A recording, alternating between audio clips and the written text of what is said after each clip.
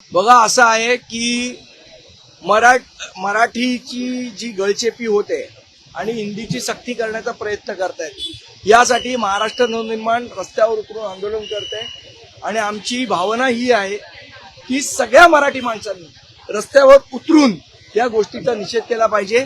फक्त 9 वाजता बोलबच्चनगिरी करून काही साध्य होणार नाही. तुम्ही आवाहन करताय ठाकरे सेनेला, कारण त्यांनी देखील असं सगळ्या मराठी माणसांना आमचं आव्हान आहे, तुम्ही जर मराठी असाल तर रस्त्यावर उतरा.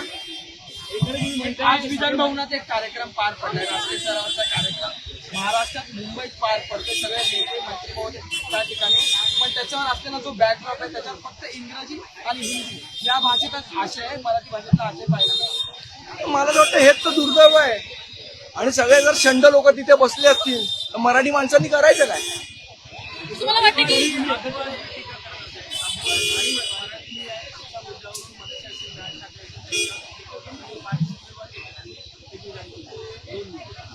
मला असं वाटतं अबू आझमी त्यांच्या पडलेली कानाखाली विसरले असतील तर पुन्हा एकदा आम्हाला कानाखाली द्यावी लागेल, त्याच्याशिवाय त्यांची अक्कल ठिकाणावर येणार नाही. मराठीला अभिजात दर्जा मिळाल्यानंतरच पुन्हा एकदा मराठी संदर्भात रस्त्यावर उतरावं लागतंय.